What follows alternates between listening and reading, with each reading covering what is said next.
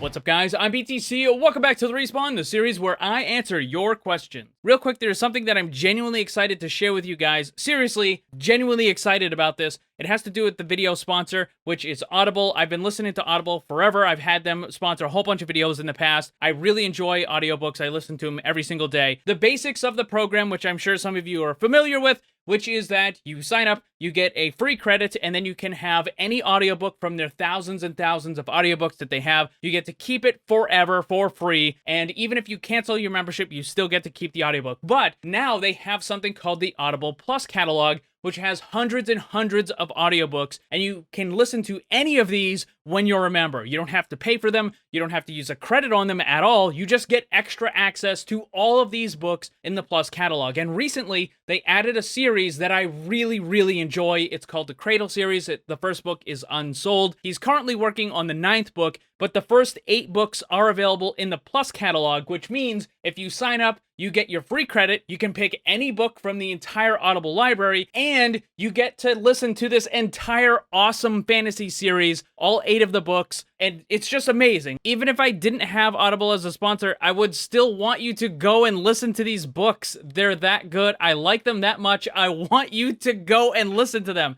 Seriously, this is one of the best deals that you're going to get. It's awesome. Check it out. Let's get started. First question, if tanks all change into bruisers or brawlers in Overwatch 2, do you think it would be a perfect time to move Mei over from damage? Yes, absolutely. In fact, I already told Jeff Kaplan this himself. I said, hey, this would be a great time. Move Mei over.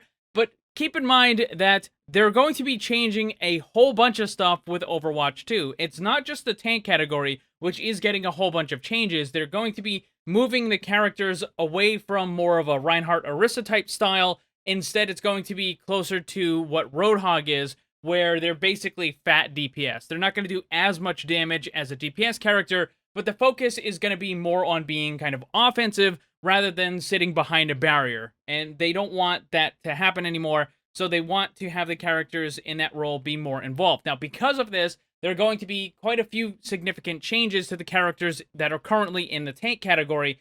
But also remember, they're going to be adding those new role passives, where with the tank, they get the knockback resistance, and also enemies will build less ult charge off of tank characters. For DPS, they're going to get a movement speed buff, and for the supports, they get an auto heal, kind of like what Mercy has. Now, the thing is, because of all of those role changes with the passive, they're going to have to go through every single character in the game and make some changes, because you can't just slap a bunch of passives on all the different characters and expect it to just work fine. You're going to have to change other stuff. And while they're doing all that, it does seem likely that they're going to make some changes that are going to be more significant, where they have talked about in the past about possibly moving Mei into the tank role. And this wasn't just from me or my video or anything. They actually have thought about this themselves. They also thought about taking a character like Roadhog and moving him into the damage category. Now, because of the changes they're making to the tanks, I don't think that they would end up moving Roadhog, but it is certainly a possibility that they could move Mei into the tank category, or they could move other characters, maybe like Doomfist or Bastion or whoever else. I think it would be kind of neat to have Torbjorn as a tank character, where the turret is kind of the thing that, you know, does the tanking or the whatever. I think there are a lot of cool things that you can do, and it does seem like this is the golden opportunity for them to make those changes. Now, whether or not all of them are going to happen, who knows? But I definitely still believe that Mei would be a much better character, especially in that new kind of bruiser-brawler type situation that they're going to go with. Rather than just having it being a full-on tank role, moving Mei into that bruiser-brawler category would be even better than just moving her into and trying to make her a tank, like a main tank or anything like that. So, yeah, I think it would be great. I don't know how much of this stuff they're going to do, but I'm hoping that they do make some of these characters moving around. Next up, the developers have mentioned that there will be huge maps for PvE. How do you think they will adapt those maps for PvP? I don't think we're going to get a lot of one-to-one kind of map switches where you just take something out of the campaign mode and then slap it into PvP. I don't think that's going to happen. We're not going to see a lot of situations like Rialto, where you have it in the Archives mission, and then you also have the reverse of it as a normal payload map. I don't think that's going to happen very often, because looking at the campaign maps, they don't really seem to be set up for that type of situation. Instead, what we're probably going to end up getting is a lot of the maps that were made for the campaign, and they're going to just take the items from that, the different textures and the objects and all those different things, and they'll make a new map that will be put into PvP, and it will be kind of like in the area, right? Like it'll look like it's from the same part of the world and that sort of thing. But I don't think they're going to take the maps themselves and kind of change them a little bit. I think they're just going to use bits and pieces from the maps to make new maps. The next question was asked by one of the channel Paragons. Thank you very much for your support. I appreciate it. And it reads, is 5v5 the future of Overwatch competitive? I've seen this going around. The theory is that Blizzard will be moving Overwatch from 6v6 over to 5v5, and the reason is because during BlizzCon, when we looked at the gameplay footage, we saw 2 DPS, 2 supports, and it appeared that there was only ever 1 tank per team. And given all of the other changes that they're making to the game, it's possible they could be moving it to a 5v5 instead of a 6v6. The thing is, most of the other multiplayer competitive type games, whether it's Dota or CSGO or whatever, it's almost always 5v5. Now, do I think that 5v5 could work? Yes, and it would probably solve some of the issues that the game has as well. For example, double barrier would simply not be possible anymore. Right now, anytime they add a new tank, they have to be really careful, like, well, we can't add a barrier on this character, because then we're just going to get stuck back into having double barrier meta. Whether it is Reinhardt in the new character or Orisa in the new character, every single time they add a new tank with a barrier, we're going to be back in that situation. And you can avoid that entirely by just having 1 tank per team. You can never have that again. This is kind of like why I like the 1-3-2 that we had a little while ago that was in testing. A lot of people didn't like this, though. They felt that there was too much DPS per team, and Blizzard wasn't a super big fan of it either. But if you have 1 tank or 1 brawly type, bruiser, whatever type character you have, plus the 2 DPS, plus 2 support, that could definitely work. And I think that there are other issues that would also be solved as well. And just in general, I think balancing would be way, way easier for Blizzard when you only have to worry about 1 tank per team. It's kind of like when they moved everything over to the 2-2-2. Now you don't have to worry about trying to balance around having 4 tanks on 1 team or 4 supports on 1 team. When you know that the team comps are going to consist of certain things and that certain things are not possible or are possible, it makes it easier to balance. So I think 5v5 would definitely be an improvement to the game. And the thing is, they can do it. Increasing the total number of players is a really big problem with the game because of the way the engine works and all that sort of thing. But they can absolutely decrease the number of characters. We already have that in the archives missions and some of the other stuff, the special events and that sort of thing.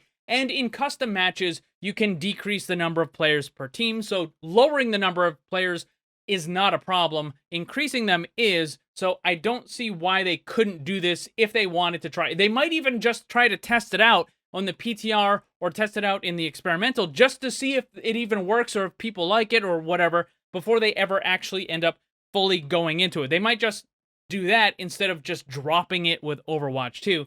But overall, yeah, I think it could definitely work. Next up, what happened with Reaper? After his changes, I kept seeing other YouTubers and streamers saying that he was going to be new meta, whereas I said that he was still going to be complete garbage in the upper bracket, and he probably would see a little bit of an increase in pick rate in the lower bracket. So let's go and check out his stats and see who was right. Oh, look at that. Reaper is the 3rd least played character in the game. What a surprise! Actually, it's not a surprise at all because this happens every single time. So, just saying. Next up, do you think Overwatch 1 is getting more attention this year, or does the content drought continue? Well, I definitely don't think we're getting any new characters or any new maps or anything like that. We'll probably get some extra stuff during the events, and there'll probably be a couple more mini events and maybe some other changes to the game. I don't think it's gonna be what some people are afraid of, where the game is just gonna be completely abandoned. That's not gonna happen. They're still going to be adding some stuff, But is it going to be new heroes? Is it going to be new maps? No, that's not going to happen. We're going to get some improvements to the game, and there will be extra things with the event, but the really big stuff, not going to happen until Overwatch 2.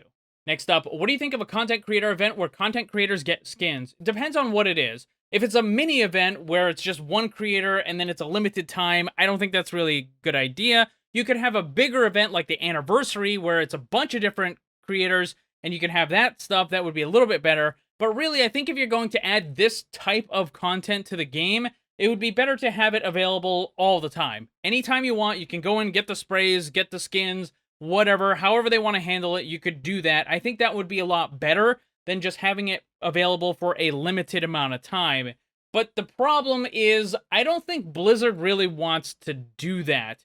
Yeah, there are other companies, Fortnite and Dota and others, that will add content for the different creators and stuff, but Blizzard doesn't really seem to like to do that. Yes, we get special stuff for the Overwatch League team and the MVP, but that's a little bit of a different situation because they're trying to promote the Overwatch League more than they're really promoting the player, right? So, like, when they make the new character skin for the Overwatch League MVP, you don't really see a whole lot about that player. Instead, it's, just, oh, it's like a cool skin that they kind of help to help make a little bit, right? It's not like you got labels on it and stuff that says blame the controller and that sort of thing.